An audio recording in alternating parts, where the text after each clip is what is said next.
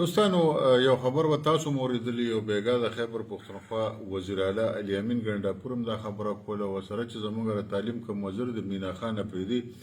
هغه هم دا خبره کوله چې موږ د پیښور پوهنتون جرنالیزم چې کومه څانګه ده نو هغه موږ د ارشد شریف مرحوم په نوم باندې باغه نومو. ډېره د افسوس خبره ده چې لکه ارشد شریف خو د پنجاب اوسېدونکی و غالبا چې بیا د لاهور نه دوی راوسته دې ځای کې بیا د پیښور په هوایي ډګر باندې دوی د دې ځای نه وویسته او بیا خدای خبر چې په کینیا کې هر چا وجلی دی به یې وجلي.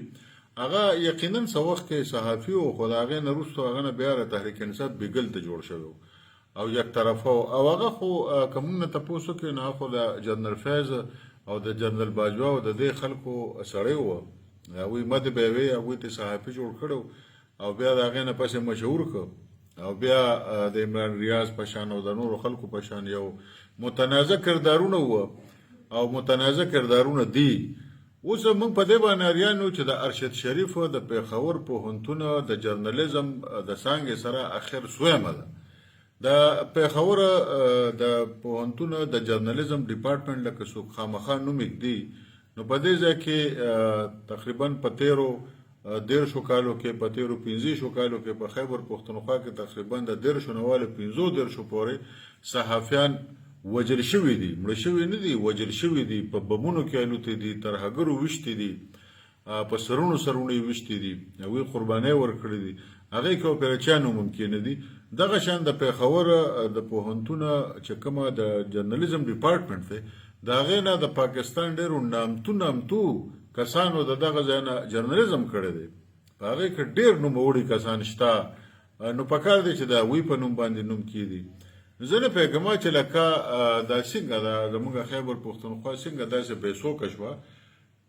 هلته په پنجاب کې د چته په نوم کیدي یا که د ارشد شریف دوی ډېر خوښ دی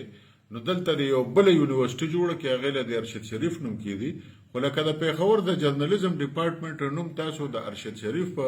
نوم باندې چکدی نو آیا دې ځای کې چې دا 15 پښتانه صحافیان په بمونو کې الوتې دي نو د هغوی په نوم یې تاسو نشئ کولی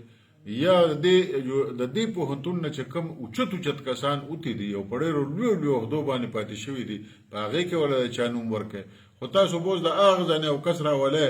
او دې ځای کې زما په پیښور کې زما په پښتونخوا کې به زما د پیښور په یونیورسټۍ کې به د جرنالیزم څانګه د هغه په نوم باندې نوموی بیا وروسته زما را روان نسل تپوس کوي چې د ارشد شریف څوک و نو موږ ورته دا وایو چې دا یو موت پیس و دا د جنرال فیض حمید یو موت پیس و دا د هغه یو جاسوس و او دا د هغه نه بیا خفه شو او هغوی بیا پیښور نه کینیا ته بوته او په کینیا کې خدای خبر چې چا وجلی دی چې تحریک انصاف والا په خپله وجلی دی که چا وجلی دی که مراد سعید وجلی دی د دې خو پته هم نه لګي. خو وروره دغه خبرو سره زموږ څه کار نشته خو داسې کار دی چې خدای ته وګورئ چې ته یو یونیورسټي جوړه کړې چې ته سکول جوړ کړې چې ته داسې نورې محکمې جوړه کړې او چې د کومو پنجابیانو خوښ یې نو د هغوی نومونه پکې دی خو په دې پیښور کې په دې پښتونخوا کې داسې پښتون صحافي نشته چې د هغه نوم پکې دی داسې پښتون جرنالیست نشته چې هغه د دې ځای نه سبق ویلي او دا ټول ملک روښانه کړي ټول په ټوله دنیا کې د پښتونخوا نوم روښانه کړي چې د هغه نوم پکې دی نو لهذا د دې واقعې یا د دې حرکت چې دا کوم مینا خان افریدي وي